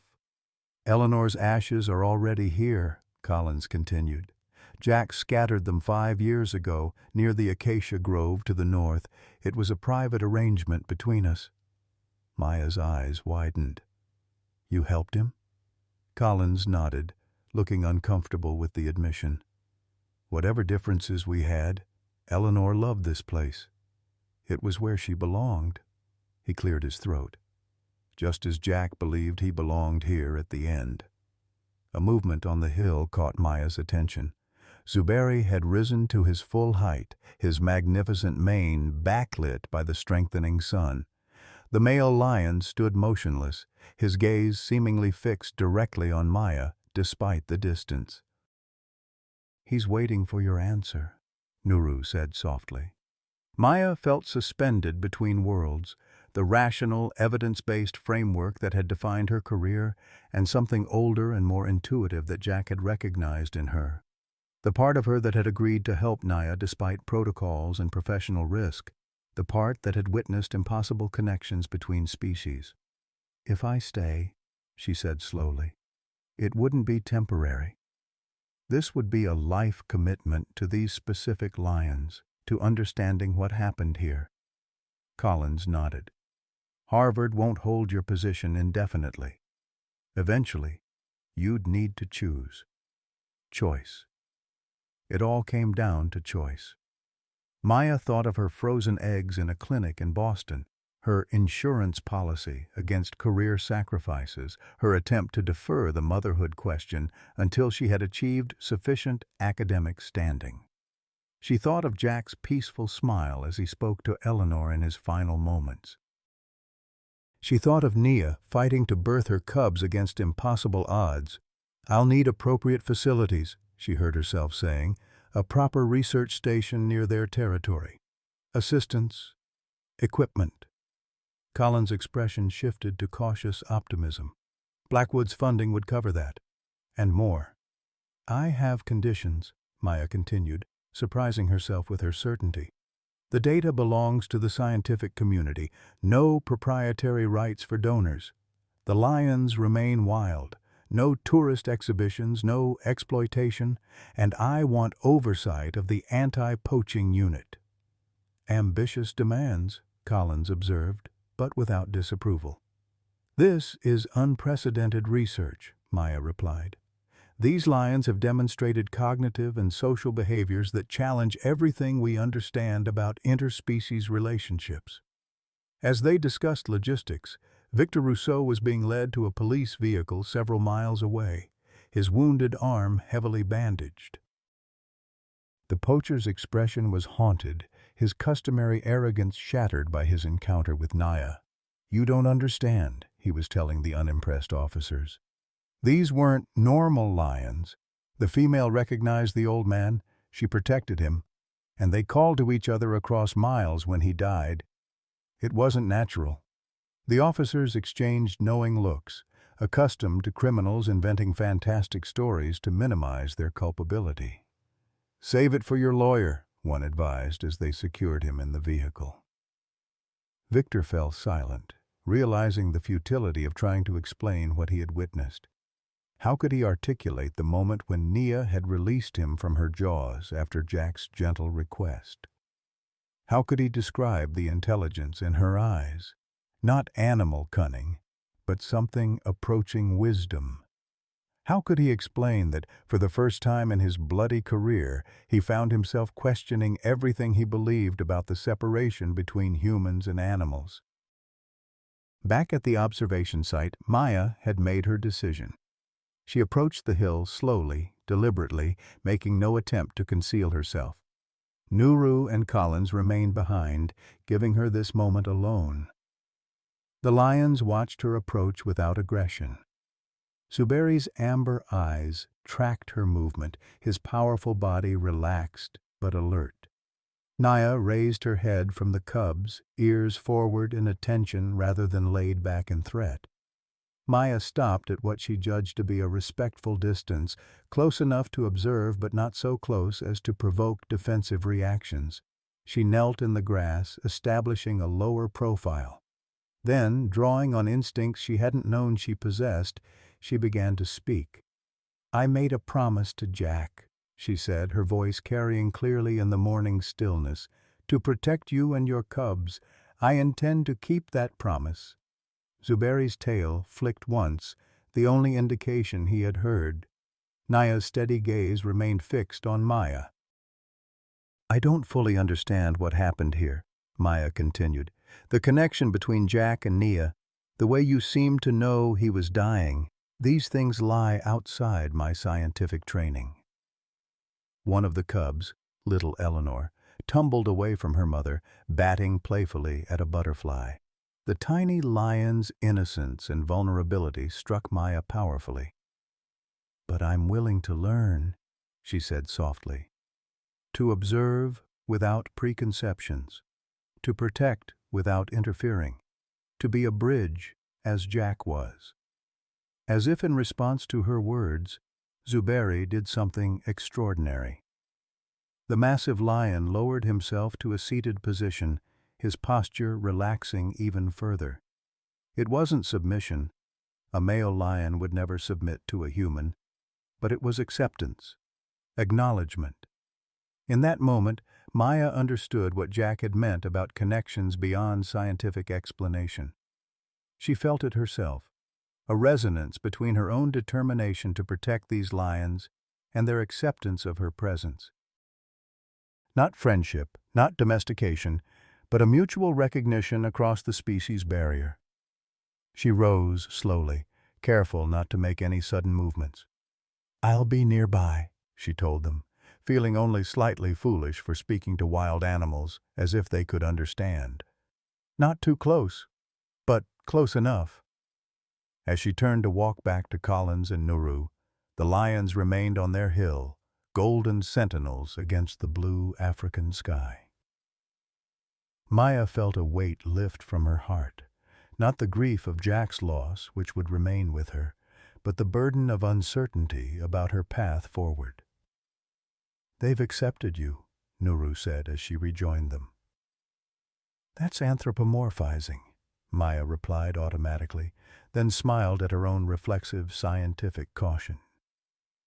"But yes, I think they have." Collins looked between the lions and Maya, his expression caught between professional skepticism and reluctant wonder. "I'll start the paperwork for your extended assignment," he said finally. "And make arrangements for Jack's memorial service." "Thank you," Maya said. "There's one more thing." She reached into her pocket and withdrew the small wooden lion carving Nuru had given her. "This was Eleanor's. Jack held it when he died. I'd like to place it where their ashes will be scattered." Collins nodded. "Of course." As they prepared to leave, Maya looked back one last time at the lion family on the hill. The sun had fully risen now, bathing the Serengeti in the rich golden light that had captivated humans for millennia. In that perfect African morning, with life continuing despite loss, Maya felt Jack's presence as surely as if he stood beside her. "I'll keep my promise," she whispered to the wind. "And I'll look for the connections you saw so clearly." Somewhere in the vast Serengeti sky, she imagined Jack and Eleanor smiling down in approval as she took the first step on her new path, a path that would lead her deeper into the mystery of what had happened when a man risked his life to help a lioness give birth, and what had followed that defied all logic. 1 month later, the Serengeti stretched out before Maya Johnson like a living painting, its colors shifting with the light as afternoon gave way to evening. She sat on the observation deck of her new research station, a modest but well-equipped facility funded by Blackwood's surprisingly generous donation. The structure had been thoughtfully positioned to provide clear views of the pride's territory while maintaining enough distance to avoid disrupting their natural behaviors. Maya adjusted her binoculars, focusing on the 3 cubs tumbling playfully near a stand of acacia trees. At 4 weeks old, they had grown remarkably, their spotted coats beginning to fade toward the tawny gold they would eventually display as adults. Little Eleanor, the runt of the litter, had proven to be the most adventurous, constantly straying just far enough from her mother to cause concern before bounding back at Nia's warning growl. "They're thriving," she noted into her digital recorder. Subject E displaying increased exploratory behavior compared to siblings J and I. Zuberi maintains consistent protective perimeter, approximately 50 meters from family group. Wound from gunshot has healed completely with no apparent limitation to mobility or hunting capability. The scientific language felt both comforting and strangely inadequate. How could clinical terms capture the undeniable personalities emerging in each cub? How could data points reflect the extraordinary vigilance with which Zuberi guarded his family, or the patient wisdom in Nia's parenting? Maya set aside the recorder and simply watched as the day's golden light softened into the purple hues of evening. In the month since Jack's death, she had established a new routine. Mornings spent reviewing data and coordinating with the anti-poaching teams, afternoons observing the pride, evenings analyzing her findings, and corresponding with colleagues around the world who had expressed interest in her unprecedented research opportunity. Harvard had reluctantly accepted her extended sabbatical after Blackwood personally contacted the university president. Her department chair had been less understanding, warning that she was jeopardizing her chances for tenure by pursuing what he termed anecdotal observations lacking rigorous experimental controls. Maya had thanked him for his concern and continued packing her equipment for the field. The sound of an approaching vehicle drew her attention away from the lions. Collins's Land Rover appeared on the access road, dust billowing behind it as he navigated the familiar route to her station. He visited weekly, ostensibly to review security protocols, but increasingly to share in her observations of the Pride's development. "They're down by the eastern acacia stand," Maya called as Collins climbed the steps to her deck. "The cubs are getting more coordinated every day." Collins nodded in greeting, accepting the bottle of water she offered. "The anti-poaching team reported successful deterrence of another potential incursion last night. Northern boundary. Victor's associates? Unlikely. Different tactics, different equipment. Probably opportunists who heard about the cubs." Collins settled into the chair beside her, raising his own binoculars. Word spreads fast in the wrong circles. Maya had learned to appreciate Collins's directness. Since Jack's death and the confrontation with the poachers, the director had dropped much of his bureaucratic facade. He remained committed to protocols and procedures, but with a newfound flexibility that acknowledged exceptional circumstances. "Blackwood's security investment is paying off," she observed. 4 attempts deterred in a month." "His conversion to conservation advocate seems genuine," Collins agreed, "though I still find it rather convenient." Maya smiled slightly. Collins' skepticism remained intact, even as he'd come to accept the extraordinary nature of what they were witnessing with the Lyon family. "I received a letter from Jack's lawyer today," she said after a comfortable silence. "Apparently, Jack left me something in his will." Collins turned to her with interest. "Oh?" "His field journals. 50 years of veterinary observations, including his time in Africa with Eleanor." Maya's throat tightened unexpectedly. "And a personal letter that the lawyer was instructed to mail 1 month after his death." "Have you read it?" She shook her head. "Not yet." "It arrived just before you did." The envelope sat on her desk inside, her name written in Jack's distinctive handwriting. She wasn't sure why she was hesitating to open it. "Jack was a man who chose his words carefully," Collins said. "I imagine whatever he wrote will be worth reading." Maya nodded, then changed the subject. "How are the arrangements coming for the memorial?" "Complete. Elder Nuru has coordinated with the Maasai community. They've agreed to participate in the ceremony." Collins hesitated. "There's been an unusual development in that regard. The Maasai elders have asked permission to include their own ritual for Jack alongside our planned memorial." "What kind of ritual?" "A traditional ceremony they normally reserve for their own spiritual leaders. Nuru says they consider Jack a bridge between worlds. Their phrase, not mine." Collins looked slightly uncomfortable with the mystical implications. "Apparently the story of Jack, Nia, and the cubs has spread through the local communities. It's taking on aspects of, well, legend." Maya wasn't surprised. She'd noticed the increasing deference with which the local Maasai treated her, not just respect for her scientific credentials, but something deeper, as if her connection to Jack and the lions had conferred a special status. "We should honor their request," she said. "Jack would have appreciated the inclusion of local traditions." Collins nodded agreement. "The ceremony is set for sunset tomorrow, if that suits you. Jack's ashes arrived from Missouri yesterday." The mention of the ashes brought a fresh wave of grief, tempered by the knowledge that this was what Jack had wanted, to remain forever in the Serengeti, near Eleanor, near the lions he had helped save. Their conversation was interrupted by a distinctive roar from the plain below. Zuberi, announcing his presence as he returned from patrolling the pride's territory. The male lion's magnificent silhouette appeared atop a small rise, his mane catching the last golden rays of sunlight. "Right on schedule," Maya noted. "Every evening at this time, he returns to the family group. The consistency is remarkable."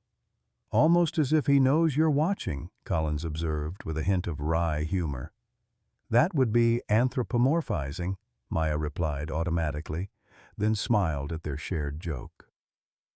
The line between scientific observation and deeper understanding had blurred considerably in the past month.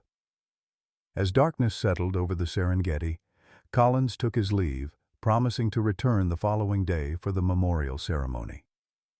Maya remained on the deck long after his departure, watching as stars emerged in the vast African sky. The lions had settled for the night, barely visible now except when moonlight occasionally caught the gleam of eyes or the pale curve of Nia's flank as she nursed her cubs. Finally, when the night chill began to seep through her light jacket, Maya went inside. The letter from Jack sat waiting on her desk alongside a cup of tea gone cold. She warmed the tea in the microwave, a small luxury afforded by the solar power system Blackwood's funding had provided, then settled into her chair and carefully opened the envelope. Jack's handwriting was surprisingly steady for a man who had been so ill, the blue ink clear against the cream paper. "Dear Maya, if you're reading this, then I've completed my journey, and you've kept your word to stay with Nia and her family. I never doubted you would. There's something I didn't tell you about Eleanor and myself, something that might help explain what you witnessed between Nia and me. 20 years ago, Eleanor and I helped deliver a litter of cubs from a lioness injured by poachers. The mother died, but the cubs survived thanks to Eleanor's skill and determination. One of those cubs had a distinctive crescent mark on her left ear. We called her Hope. Hope was eventually integrated into a wild pride after careful rehabilitation. Eleanor tracked her progress for years through her research. Hope not only survived but thrived, eventually becoming a mother herself.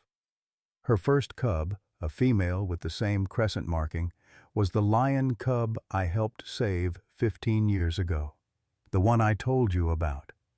The one you now know as Nia. Eleanor believed that lions, like elephants, possess long memories and complex emotional lives beyond our scientific understanding.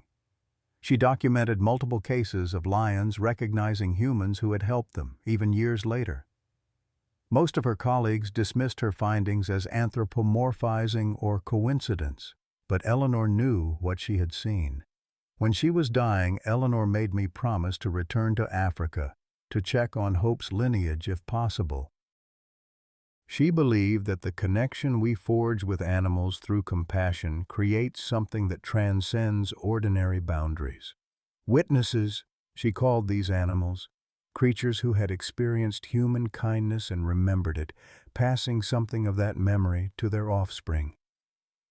I came to the Serengeti knowing I was dying, hoping only to fulfill my promise to Eleanor before joining her. I never expected to find Nia, to discover that Hope's daughter had returned to the same area, carrying the next generation. I never expected another chance to help this remarkable bloodline survive. What you witnessed between Nia and myself wasn't mystical or supernatural, Maya. It was recognition, memory, connection.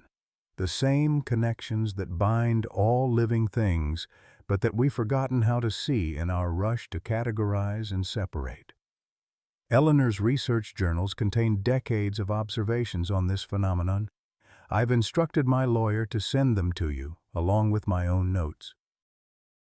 What you do with them is your choice. The scientific community may not be ready for what they suggest about animal consciousness and memory, but the truth doesn't require belief to remain true. Take care of them, Maya, not just as a scientist, but as a witness yourself now. And remember what Eleanor always said, we are never alone in this world unless we choose to be. With gratitude and hope, Jack Miller, P.S. Look in on Blackwood occasionally. The man's conversion seems genuine, but old habits die hard. Eleanor would say, he needs a witness too. Maya read the letter twice more, tears sliding silently down her cheeks.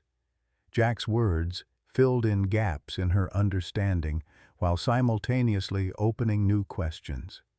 The lineage he described, from Hope to Nia to the cubs now sleeping on the Serengeti plain, represented a continuing thread of connection that defied conventional scientific explanation. She placed the letter carefully on her desk and walked to the window. The moon had risen fully now, bathing the landscape in silver light. Somewhere out there, Nia and her family slept, carrying forward not just genetic material but perhaps something more. Memories, associations, connections that science had not yet found ways to measure or explain. Tomorrow they would scatter Jack's ashes alongside Eleanor's, uniting them in death as they had been in life. The Maasai would perform their ceremony, acknowledging something they had understood far longer than Western science, that the boundaries between species, between life and death, between physical and spiritual, were more permeable than modern thinking allowed. And Maya would continue her work, documenting the development of the cubs, protecting the pride, building on the foundation that Eleanor and Jack had established. She would be a scientist, yes, but also something more, a witness, as Jack had called her. Someone who had seen the impossible and chosen to learn from it rather than deny it. Outside, a lion roared, Zuberi maintaining his vigilant protection through the night. The sound rolled across the plains, powerful and ancient, a reminder that some voices had been speaking long before humans arrived to categorize and study them. Maya opened the door and stepped onto her deck, letting the night air embrace her.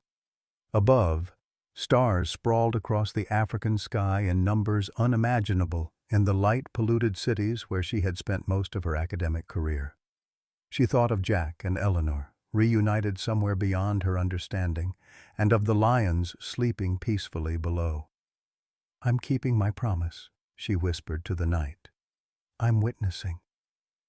In the distance, as if in answer, came the soft answering call of Nia to her mate.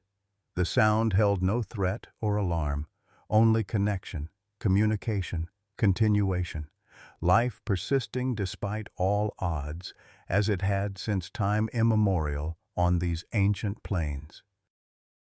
Maya remained on the deck until dawn began to lighten the eastern horizon. As the first golden rays touched the acacia trees, she saw movement. Nia leading her cubs from their nighttime shelter, Zuberi pacing protectively nearby. The littlest cub, Eleanor, stumbled momentarily, then regained her footing with the resilience of youth. The new day had begun in the Serengeti, and with it, Maya's continued journey into the mystery of connection that had brought her here, a mystery that had started when a man risked his life to help a lioness give birth, and had evolved into something that truly defied all logic, yet was undeniably, magnificently real. As the sun rose higher, Maya finally understood what Jack had meant in his final moments. The cubs were indeed beautiful, and so was the world when viewed through the lens of connection rather than separation. That was Jack and Eleanor's true legacy, not just the lions they had saved, but the perspective they had nurtured and passed on. Maya picked up her binoculars and her notebook, ready to begin another day of observation. But first, she touched the small wooden lion carving that now sat on her desk. Eleanor's carving, which would be placed with their ashes at sunset. "Thank you," she said simply, to Jack, to Eleanor, to the lions, to the Serengeti itself. For everything. In the twilight of life, Jack Miller found his greatest purpose. After losing Eleanor, his beloved wife of 48 years, this retired veterinarian could have retreated into grief. Instead, he journeyed to Africa with terminal cancer determined to make his remaining days matter. There, he risked everything to save a lioness in labor, a lioness he had rescued years before. His final act of compassion created a miracle. 3 cubs survived against impossible odds, and a connection formed that transcended species. As Jack told Maya before passing peacefully, some things are worth standing for. Always have been. Like Jack, we all seek meaning in our later years. We wonder if our lives have mattered, if we've left something worthwhile behind. Jack's story reminds us that it's never too late to make a difference, to forge connections, to find purpose in protecting what we value.